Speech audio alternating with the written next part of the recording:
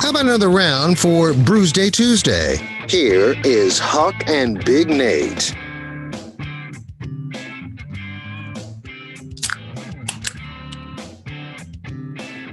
R is for recycling. Welcome into another round of Brewsday Tuesday, brought to you by the Cellar Restaurant and Six Pack Store. If you couldn't figure it out, we're going to be talking about recycling and beer. Or not. Or and we'll just things going on in our lives. We'll just change the subject halfway through and do something else. What the heck? So this is the way I want to start it. You told a story last segment. I did. Several. Really, first of all, meant a lot to me because I love the anal retentiveness of a mailman with numbers and boxes. That just I'm like, whoa, spoke to my heart because everything has a system. It scared me. But my recycling experience has been similar in how difficult it's been. Not because of a mailman, but because the city that I choose to live in does not pick up your recycling. What do you mean? I mean, I've got to drive to the dump if I want to recycle and be environmentally conscious. I've got to go out of my way at no pay. I mean, granted, I do it because, well, A, gets me out of the house, and B, I like having bottles down the line, but no benefit. No reward, much like the COVID-19 vaccine. There are other states giving millions of dollars if you get the shot. Yeah, win the lottery, the COVID lottery. I got nothing. I won it last year. And you know what? I'm a good guy most of the time. Just once I would like to be rewarded. All right, here you go. You just brought back, that's what we drink to get the memories. So in about, let's see, must have been about 1988, 89. I was living in Fincastle, and that's when everybody started like, oh, let's do recycling. You know, everybody should be recycling.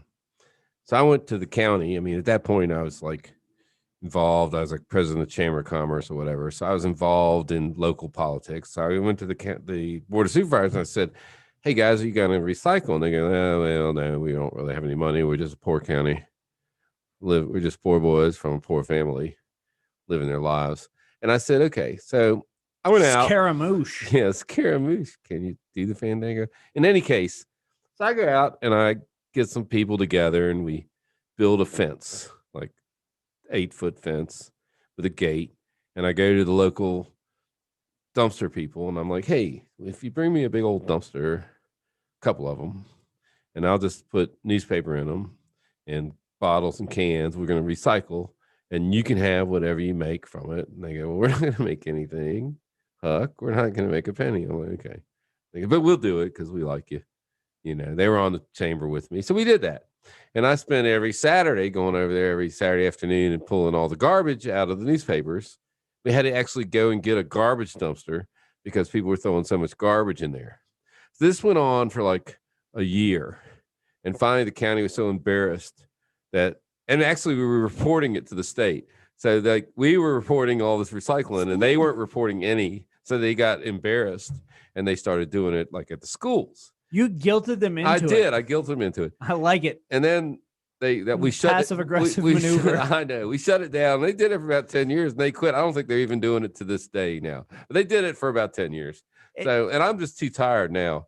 I mean, what? I put recycling out, it comes back to my door. No, I'm not recycling back anymore. To your hood. I'm not doing it anymore. It's not okay. That being said, if you can give me 39 cents a pound for aluminum, you got to imagine how much aluminum Huck goes through in a year. It just frustrates me. It's a lot. At least in my case, it's single stream recycling now because they have sorting systems. Right.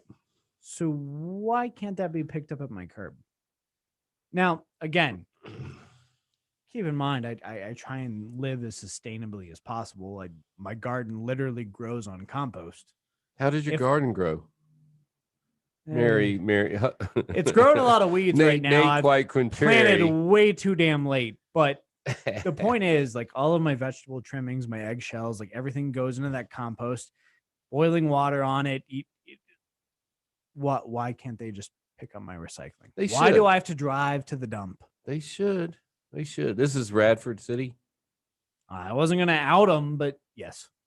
Okay. Well, in Blacksburg, I don't know what they do with it, but they have like 2 trucks, and they're actually pretty belligerent about how they handle the cans, and they just throw them down wherever after they empty them. But that's okay. Well, I could pick them up. It's okay. I mean, there's a lot of trust there that they are actually taking the effort to separate and I gotta assume it's probably a 2-truck system. The first truck picks up the trash. The second truck That's what happens in Blacksburg. picks up Yes. the Yes. recycling. I gotta assume the first truck's not taking it all. Yeah. Maybe separate days. Yeah, you don't know. I don't know. I No, they're can't the fix same the day. system, but I've got here's some the thing. ideas. About 4 years ago, they changed it. Like, we used to have big blue cans for the trash and little green things for the recycling. And then they changed from, one mafia-owned trash company to another. I didn't say that out loud, did I? Anyway, to another trash company. And if you go to the original one, you can see all the old cans. They're just mile after mile in this field. But anyway. You guys were supposed to do something about this. But they brought us a same size can, which is great. But at night, guess what? I don't know which one's recycling. Back in the day when Drunk Huck went out there to throw the cans in the recycling, he could tell the little one. But now it's like they're exactly the same, and I can't even see that well during the day. And and the street light right above them goes out all the time. See, we've talked about Drunk Huck before. We've never talked about Drunk Big Nate. Oh, how's Drunk Big Nate getting along? Drunk Big Nate's the type of person who will empty the trash can out in the lawn to sort it. Okay. And Sober Nate really regrets it. Yeah, he's like, what are all these coffee grounds doing in the grass? Like, I can't pick these up. If you mow over them, they'll go. Oh, they really will. They will. See, like a brown cloud. That's another key component to our compost is coffee grounds. Oh, yeah. And sometimes it misses and the filter just lands. It goes up like confetti. Well, that's a little known fact about Huckette. She won't touch coffee grounds. And you know how sometimes the coffee machine gets clogged up and they go over the top? She won't drink coffee that day. There will be no coffee touched by Huckette on the day that the coffee grounds are on the counter. Well, if it goes, if she makes coffee, she uses little sealed packets. I'm just serious. That's cheating. She does not touch coffee grounds. That's not cheating. What she does. All right. So we have beer. We do. Milkshake IPAs. We haven't even spoken about it because we don't care anymore. Our new theme is drunk talk. Drunk talking. I have this Norse, RSC like Vikings IPA. It's got a crow. Dark label. It's got a crow, my favorite bird, or raven. They're the same. So this is a triple dose of citrus and tropical fruit from Norwegian creek yeast esters. 2 powerhouse Slovakian hops, 1 Australian hop notes of tangerine, clementine, pineapple, passion fruit, and mango. Ballad Brewing. We've had Ballad before. Where are they at? Let's see. Virginia. Danville. That's right. Been there, done that. Need to go back. So yeah, this is I didn't even realize. Look at the crow. You can't hardly see it. That is a beautiful can. That is. If you're watching on video, you can see the So there, that's what I'm drinking. They put to the It's label. a Milkshake IPA. I think that's What's the ABV? 7. Huck session direct.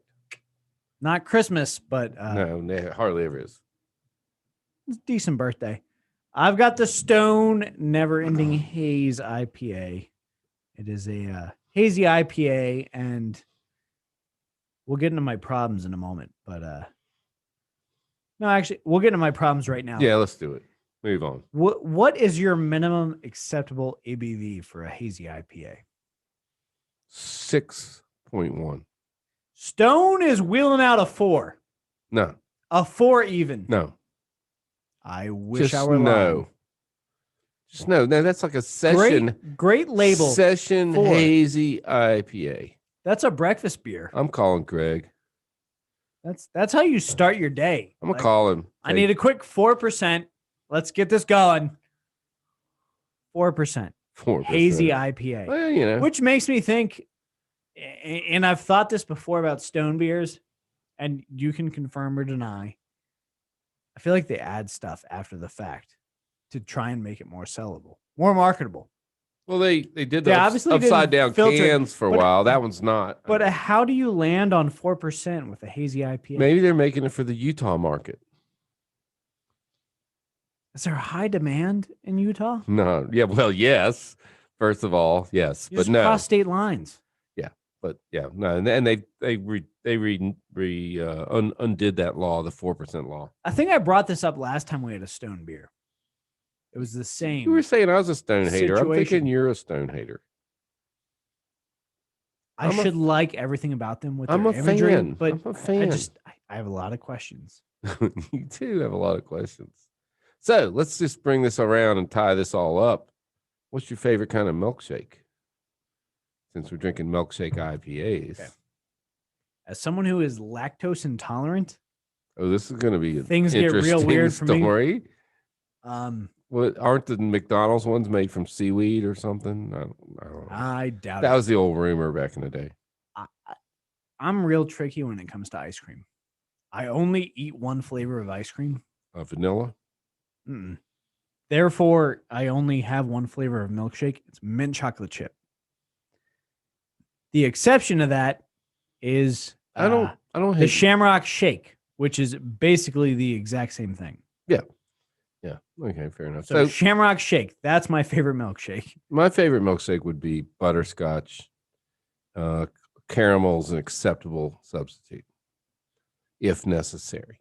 But butterscotch, yeah, that's a milkshake. If I had my druthers and it wasn't going to make my stomach upset, probably something with Butterfinger. Oh, those, yeah. That's a whole new. Dairy Queen makes the Blizzards. That's a whole new thing. Yeah, that's not even a milkshake. That's an ice cream treat in some major. Another sidestep. Okay. So the whole appeal of the Blizzard, well, not really the appeal. The appeal is what you eat. But the whole show of it is they hold it upside down before they hand it to you. Well, other than that, they actually use your spoon to mix it. So it fits on the little device. The top is square and it locks in, and they use your actual spoon as the mixer. I think that's cool. So throughout the pandemic, Dairy Queen was offering delivery through DoorDash. Oh, that's going to be a problem. So if you ordered a Blizzard, did they hold it upside down? Yeah. Like you, I think, have every right to ask the driver, did they hold it upside down? In fact, you got to hold it upside down. And if they didn't, I think you're entitled to a refund, right? Yeah, absolutely. I was just talking to experience. I was just talking to somebody the other day about what we were talking about with, the Japanese kabuki place, and you demanding that they have a volcano in the parking lot. You got to do same thing. I mean, you're right. I demand a refund. There are certain things that have to happen. You can't confidently confirm, or they have to like FaceTime you. Yeah. While they're at there, I want to see them hold the Blizzard upside down. I need to know it's as thick as possible. There you go. Actually, they're much better after you let them melt for like 30 minutes, and then they're more edible. But that's just me. There's nothing like sucking on the straw in a milkshake and it collapses like the first time you suck. That's frustrating. Yeah, then you're like hoping it has a little spoon in on the other end. No, some of those straws have a little spoon at the other end. I don't like to wait. I want gratification now. Right, I'm with you. So milkshakes have never been my thing. Freeze a milkshake beer and see what happens. I'm cool with popsicles. Oh, beer popsicles. So we could actually probably make that happen. All right. It'd be a good experiment, maybe 4th of July. Yeah. Independence Day, you mean? Sorry. One and the same. Yeah, no, they're not. That's Independence Day. 4th of July is just a date. It's Independence Day. Watch the movie. Well, the government are the aliens. We would be doing it on the 6th of July, but I think that might be a fun experiment. All right. Beer popsicles. Put that on my calendar. All right. Before we wrap this up, we've got to rate these. You have the Ballad Brewing Norse with a crow on it, or he's Huck's Beer Buzz, and I feel like the crow's gonna swam. Yeah, it is. This is like the last one was more milkshakey. Is that a word? Is now. If we say it 3 times, milkshakey, milkshakey, milkshakey, it's a word now. Well, then Ronald McDonald shows up in the parking lot. Oh, there he is. So, yeah, this is pretty good. Not as good, not as milkshakey as the other one. I'm gonna have to give this one. I mean, I was going to say something, but I'm going to go up a quarter because of the crow. $4.50. I knew the crow was going to sway is his vote. Wonderful. Reminds me of Game of Thrones. I miss Game of $4.50. Thrones. That's the Norse IPA from Ballad Brewing. Ballad. And Stone once again. And I think this is why I get frustrated with Stone. Everything about their imagery and the taste of their beer points me towards, man, you're really going to like this. And every time I'm disappointed by their low ABV. I've not had, every time we've brought it in to Brewsday Tuesday, it's been, I think the highest we had was 6 from Stone. Well, maybe you should be less of an alcoholic, Karen. You don't set out to make a milkshake IPA and say, hey, man, we really got to hammer in that 4%. I know. Let's, I'll tell you what, on this next beer, let's minimize the alcohol content because I think our customers will like that. Not ever said or accepted. We'll see. I'm gonna try and get Greg on the phone. Never Ending Haze. I'm his friend on Facebook. Still very delicious. And he's limited to 5,000. So I'm not calling him because he might eliminate me. I will be fully honest. This is one that I've had before. This is one I've bought before. This is one I still regularly buy. You were disappointed by before.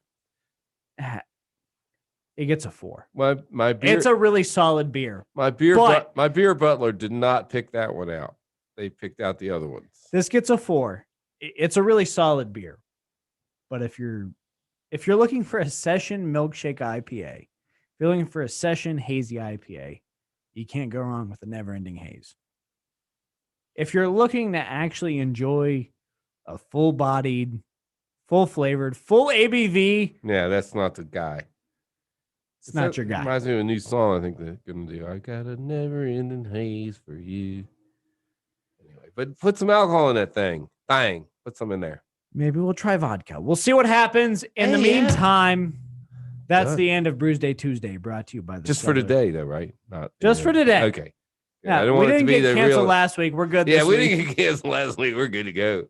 We're gonna go. We're gonna go crazy from now on. We will be back. We said that was a one-time. That was a one-off. We did say that's right. We'll be back again next week. In the meantime, back to the rock. You've been listening to Brewsday Tuesday, brought to you by the Cellar Restaurant and Six Pack Store.